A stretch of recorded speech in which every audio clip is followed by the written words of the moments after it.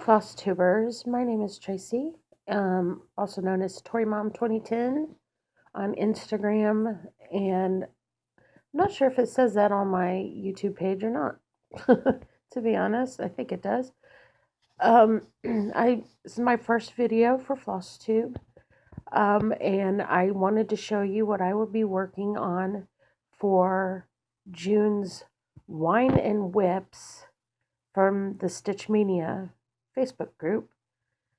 I'm not showing you my face mainly because I have a nasty cold right now and I look miserable, but also because I don't have a camera on my computer. I only have one on my phone. So every time I flip it around, it'll stop the video, and it's just easier not to have to flip around back and forth. So maybe in the future I'll feel a little more brave and you can see my face, but there are plenty of pictures on Facebook of me. So this project that you're looking at, or this leaflet that you're looking at, is the first one that I'm working on for May. It's Lennart's Stony Creek, The Bride. This particular pattern, sorry for the shaky, is from 1992. And I want to say that's about the time I got it. And I had high hopes of this. And I had just finished, it's kind of funny, we had another pattern called The Bride, and it was by Lavender and Lace. And we nicknamed that one something that I won't say right now. But she was a really big pain to stitch. I loved her.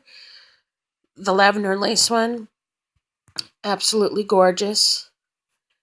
And I lost the pattern, so I had to buy the pattern twice.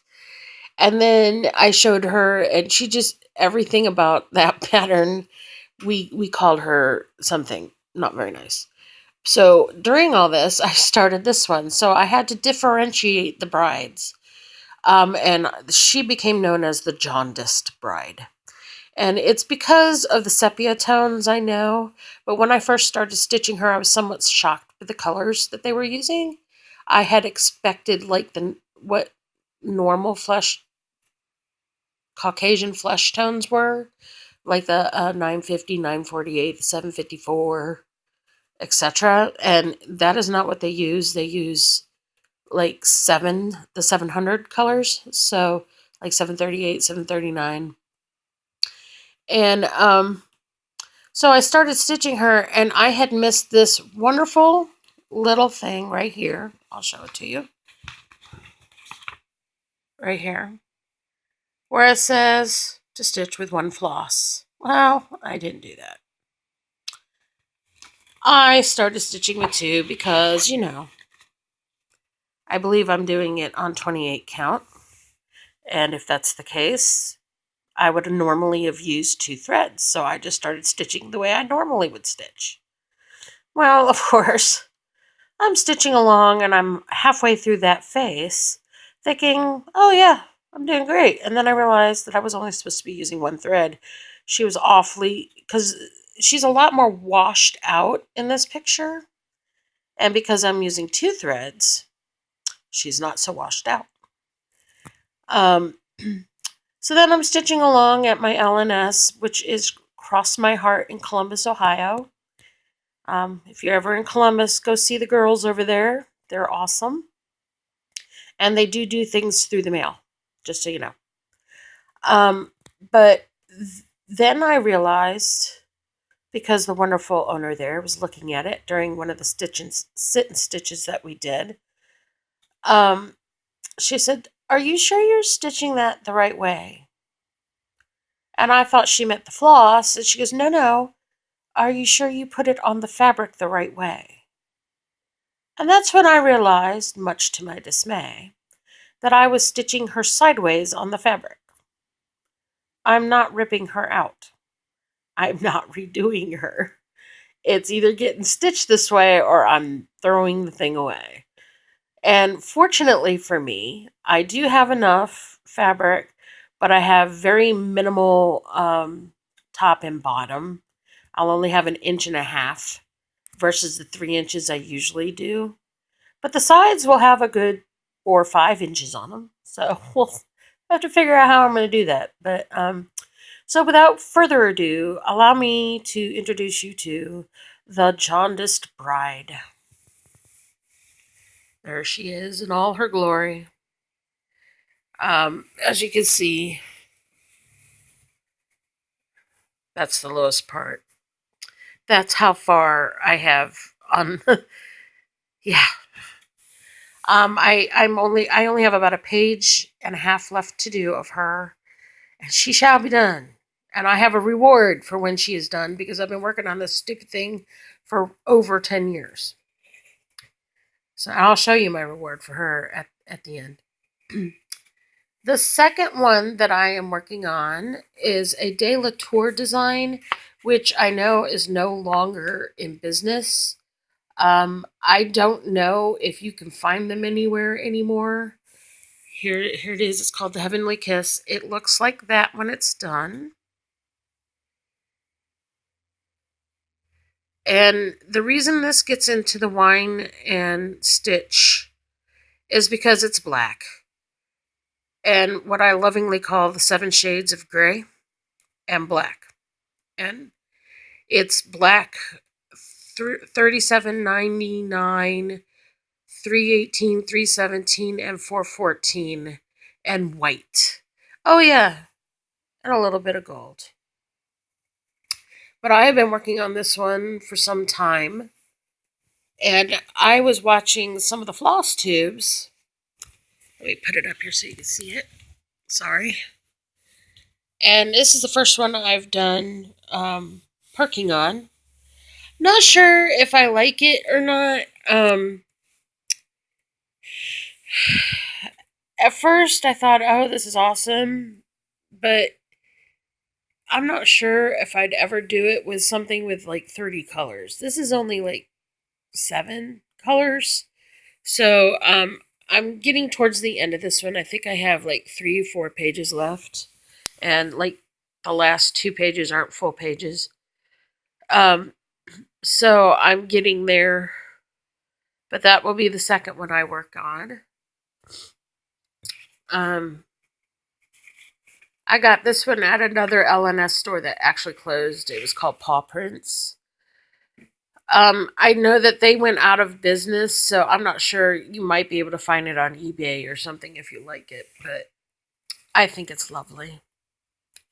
The third one I am working on is from a book called A Tribute to Needlework by, I got this one through Leisure Arts, but it's published by Graphworks International. And I am working on the Needlework Shop. And the reason this one gets put into the whine category is because I can't read the pattern. It's all handwritten.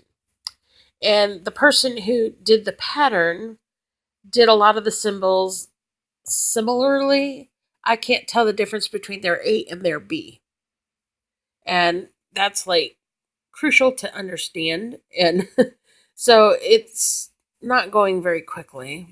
And this is all I have of it at this point. What's not very far. But I tried gridding with this one. It's the second project I've gridded according to the way I saw it on Flosstube. I had been gridding wrong. That's why I didn't like gridding. So I'm glad I actually watched some of your gridding. And then the last one that I'm working on for Whine and Whips is called A Season of Snow. And it's by Beautiful Threads Needlework. They have a website. I don't know. I know that one of these that I got, I had Season of Snow and I have an autumn one. And I know that when I went to their website that I didn't see the one on there. So, and the reason this one is on Wine and Whips is because every other stitch seems to be confetti. And I'll just show you like this. That's all I've got done. So I'm not getting very far on that very fast. So, but that's, that's the last project I'll be working on for Wine and Whips. So I told you that when I finish her, that I will be. So when I get done with this one, this is the next one I will start. Um, it's my first Heaven and Earth designs, and it's a story keep, so it's a smaller one because I was afraid that I would to get a really big one that I would not want to finish because it's taking too long, and I'm a little concerned with it being two threads over or two flosses over one thread. So I'm not sure if I'm going to do the 10th stitch or if I'm going to do it differently. I would love to hear how other people find it. Is it too tight? Is it hard to stitch that way? Is that why because I see a lot of people are stitching them 10th stitch wise. So, but that's what I get to start when I finish the Jaundice Bride. Also, I just wanted to take a moment to thank all the wonderful floss tubers that I watch on Flosstube because you're all an inspiration to me, and I get to look at your stash and drool because I'm on a stash diet. And also, it's entertainment as like having people to talk to because I get lonely during the day, and now that my daughter's about to go to college, I won't have anyone to talk to. So I'm glad to, turn on Flosstube and I listen to y'all chat. And Garrett, my friend, Coffee Stitcher, you make me giggle and you are entertaining and I love what you're stitching. And thank you for putting Stitch Mania together with Angie and doing the stuff you do because you are awesome and I love to watch your videos. I also watch I like Stitcher Moose and I miss him and I hope he comes back soon.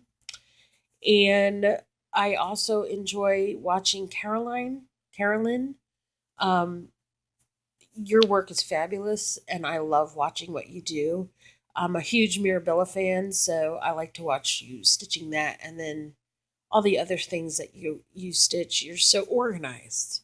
And you're the one who showed me how to do the oh now I don't know what it's called the parking method.